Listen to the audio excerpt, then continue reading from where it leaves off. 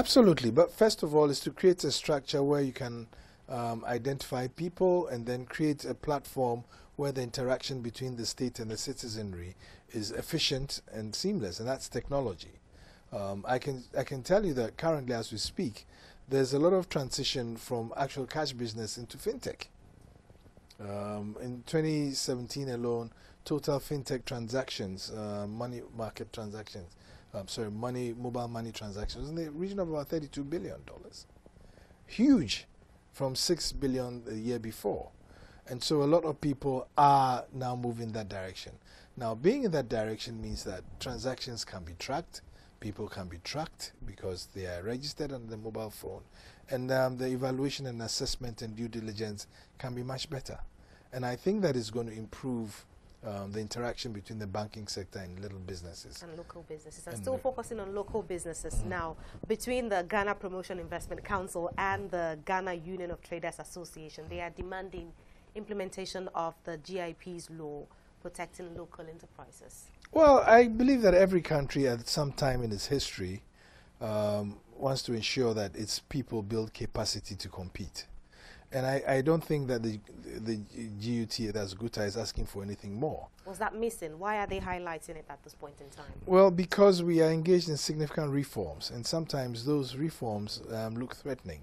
But that's not the intention. The intention is to ensure that we create an economy that can be expanded and expand businesses. Now, whilst their case is legitimate, at the GIPC, we take a broader view of what policy should be. And what it shouldn't be. So we look at laws and find out whether they have promoted expansion of businesses and they have been supportive or not supportive. So we do listen to all the constituencies. And it may be that we would still find a middle ground that makes them comfortable but opens out the economy for investment. Will they get the review that they seek? Well, what they're asking is that we don't review. But we believe that in the new direction of the economy and for where Ghana is going, what we are seeking to do, there are laws at the GIPC need reviews. I think for them, the important thing is not to be displaced because these are retailers who do not want to be displaced. And I think it makes sense in the political economy that you want to create jobs for your people. And the truth of every country, regardless of where it is, which continent it is in the world, is you don't want to wake up one day and find that your economy is totally controlled by foreigners.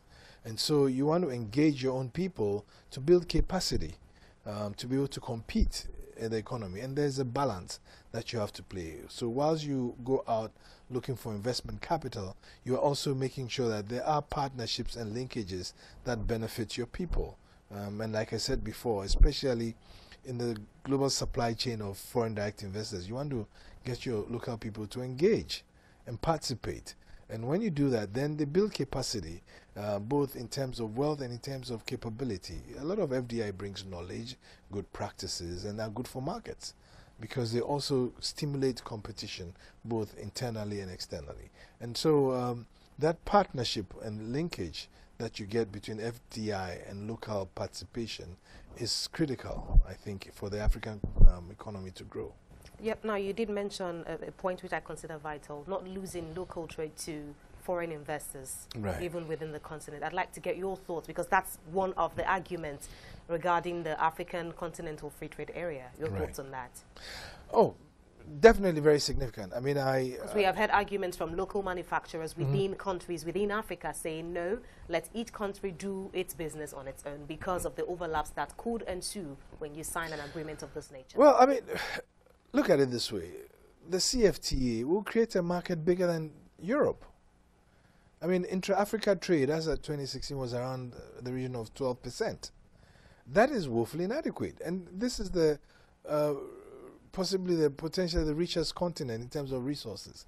So why can't we create our own economy and trade within? Why can't we move into industrialization and create markets within, which would benefit us? I mean, benefit our countries. Most of the countries in Africa, first of all, are too small and do not have the financial resources to muzzle up to compete. But as a big market, we are competitive and we can trade within the market. Intra-Africa trade must happen. It can't be. I mean, and I think that is also a driver of industrialization.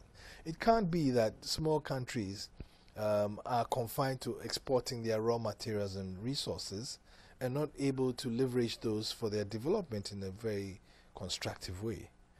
But if we do, if the CFTA works the way it should, I believe that there is a lot of value that can be created within the continent by the continent. Talking trade collaborations within Africa and outside Africa, your thoughts on the collaboration with the AFDB by the Korean government? Significant. And having said what I said before about the CFTA, it doesn't mean that there isn't opportunity for collaboration between countries, regions in the world. I mean, the world has always been about countries crossing borders to seek better returns and to seek business and trade. And I think nothing has changed about it, except that Africa this time wants to open its, doesn't want to narrow itself to small countries. It wants to open up to a bigger market, and an all-inclusive market where we trade with ourselves, because it's easier to do that. But having said that, of course, there are challenges. Moving within the continent, sometimes it's even easier to fly to Europe than to fly within the continent. Infrastructure becomes a challenge.